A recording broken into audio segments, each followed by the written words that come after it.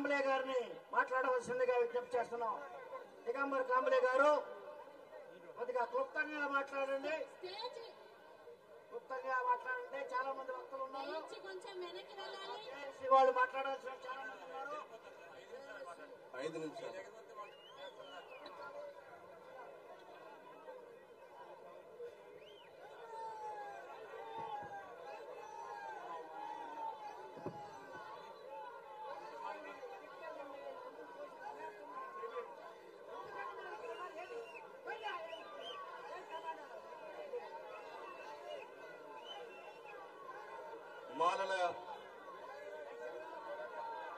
మాలల జేఏసీ ఆధ్వర్యంలో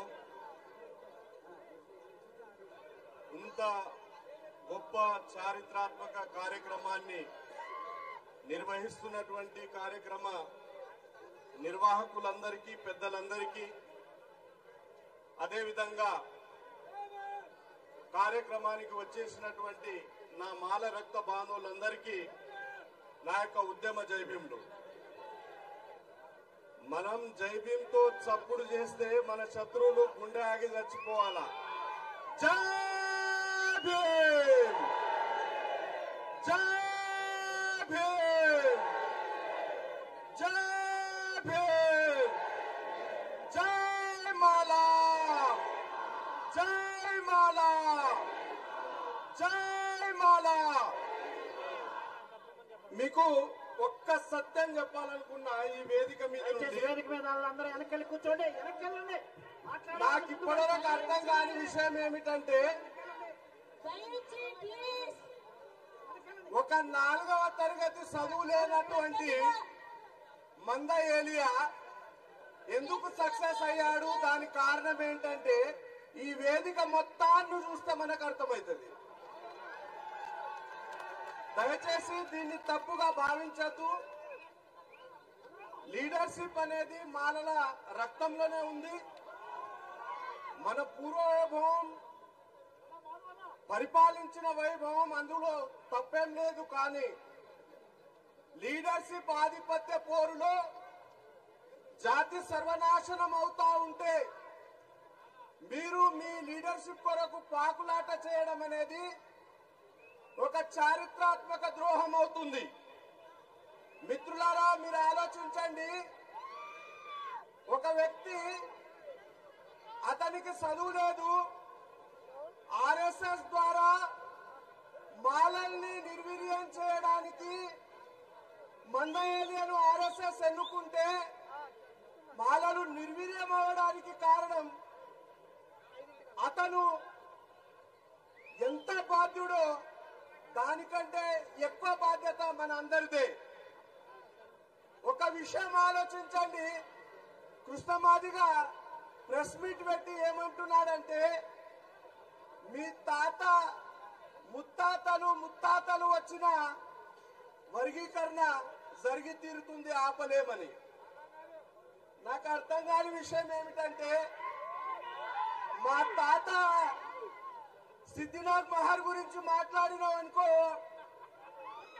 భీమా కోరేగావ్లో రక్తాల నదులే ప్రవహించినాయి. మా ముత్తాత మాల కన్నమనుడి గురించి ఆలోచించినావనుకో,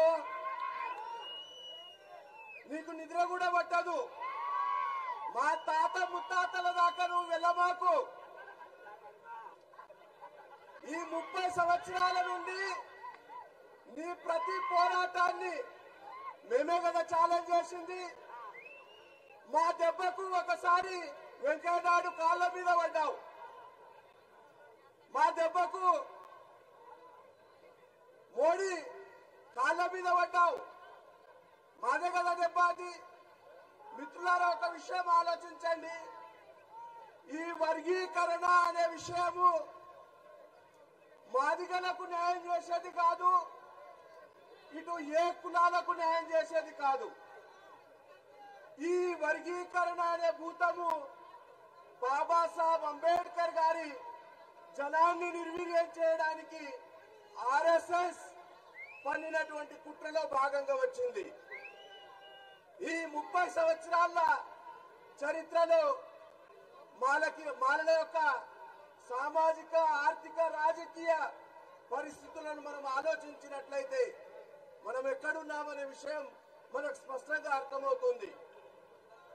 జాతి నిర్వీర్యం అవుతా ఉంటే మనం ఒక లక్ష్యం లేకుండా, ఒక సిద్ధాంతం లేకుండా మనం ప్రయాణం చేస్తా ఉన్నాము. ఈ సభావేదిక ద్వారా మాల మేధావులని నేను కోరేది ఏమిటంటే, నరేంద్ర మోడీ జింఖానా గ్రౌండ్ లో వచ్చి 2024లో నేను మీకు మద్దతుగా ఉంటాను, వర్గీకరణ చేస్తానన్నాడు. 26 జూలై 2023 నరేంద్ర మోడీ ప్రభుత్వంలోని కేబినెట్ మినిస్టర్ ఎవరు? The minister of state for social justice and empowerment Shri Narayana Swamy parliament లో వర్గీకరణ అనే విషయం మీద చర్చ వస్తే దేశంలోని కేవలం 7 రాష్ట్రాలు మాత్రమే అంగీకరించాయి. పార్లమెంట్ లో దీన్ని చేయడం సాధ్యం కాదు, మేము చేయలేమని చెప్తాడు. మోడీ గవర్నమెంట్ లోని ఒక కేబినెట్ మినిస్టర్ పార్లమెంట్ లో వర్గీకరణ సాధ్యమంటే మోడీ మాదిగల సభలకు వచ్చేసి నేను చేస్తా అన్నాడు. ఎలా చేశాడు? ఇప్పుడు మీ ఆరోపణ ఏమిటంటే చంద్రబాబు నాయుడు గారు వర్గీకరణ చేశారు. ఆపమంటే మాట్లాడారు.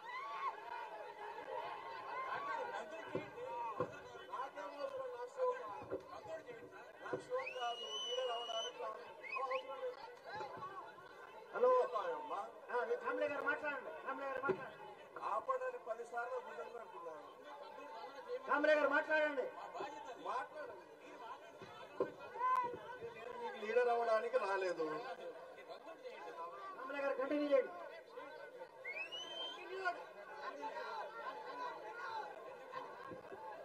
ఓకే, అందరూ దయచేసి నిశ్శబ్దంగా ఉండండి. అందరూ కూర్చోండి, చైర్లోనే కూర్చోండి. ఇంకా చాలా మంది మాట్లాడవలసిన వాళ్ళు ఉన్నారు కాబట్టి దయచేసి కూర్చోండి, నిశ్శబ్దంగా ఉండండి. వేదిక మీద ఉన్న వాళ్ళందరూ వెనకెళ్ళి కూర్చోండి, ఎవరు ఇక్కడ ఉండొద్దు. వేదిక మీద ఈ రోజు వరకు మన ఆరోపణలు ఏంటంటే చంద్రబాబు నాయుడు వర్గీకరణకు బీజం వేశాడని. మరి రాజశేఖర్ రెడ్డి వేయలేదా? 2005లో రాష్ట్ర అసెంబ్లీలో బిల్లును తీర్మానం చేసి కేంద్ర ప్రభుత్వానికి పంపించి ఉషా మేరా కమిషన్ ను వేసింది రాజశేఖర్ రెడ్డి కాదా? కేసీఆర్ తెలంగాణ గవర్నమెంట్ లో కేసీఆర్ పార్లమెంట్ లో బిల్లు చేయలేదా? ప్రతిసారి ప్రతి రాజకీయ పార్టీ మీతో లేదు. ఎందుకంటే మీరు ఐక్యంగా లేరు, అనైక్యంగా ఉన్నారు, ఒక శక్తిగా లేరు, ఒక నీడ కింద లేరు. కాబట్టి డెమోక్రసీలో మిమ్మల్ని పరిగణలోకి తీసుకోవట్లేదు. మందకృష్ణబాదిగా ప్రతిసారి ప్రజాస్వామ్యంలో తన సంఖ్యాబలాన్ని నిరూపిస్తున్నాడు కాబట్టి ప్రతి పార్టీ అతనికి మద్దతు ఇస్తుంది. ఒకవేళ రానున్న భవిష్యత్తులో కూడా మనం ఈ విధంగానే అనైక్యంగా ఉన్నట్లయితే వర్గీకరణ అనే ఒక విషయమే కాదు, మాలలు రాజకీయంగా పూర్తిగా భూస్థాపితమవుతారు. ఈ వేదిక ద్వారా నేను ఒక చిన్న విన్నపం చేస్తున్నాను. ఇదే ఆంధ్రప్రదేశ్ లో మార్చి నెలలో 20 లక్షల మంది మాలలతో ఒక సభను నిర్వహించే ఆలోచన సమతా సైనిక దళ తరఫున నేను చేస్తున్నాను. అందరూ సిద్ధమా? చేద్దామా? రాష్ట్ర ప్రభుత్వాలే కాదు, కేంద్ర ప్రభుత్వం మెడలు వంచి వర్గీకరణను రద్దు చేయిద్దాం. ఏ ప్రభుత్వం కూడా చేయడానికి సాహసం చేయనటువంటి ఒక నిర్ణయాన్ని తీసుకుందాం. మనం ఒక నీడ కింద వచ్చే ప్రయత్నం చేద్దాం. మనం ఒక సంఖ్యను చూపిద్దాం, మన బలాన్ని నిరూపిద్దాం. ఆ రోజు మాత్రమే మనకు రక్షణ ఉంటుంది తప్ప మనకు మిగతా ఏ అంశాలు రక్షణ ఉండదు. మిత్రులారా, సమయం చాలా అయింది. నాయకుల నుండి కూడా ఫోర్స్ వస్తుంది కాబట్టి నేను ఇక్కడే సెలవు తీసుకుంటాను. Thank you. జై భీమ్.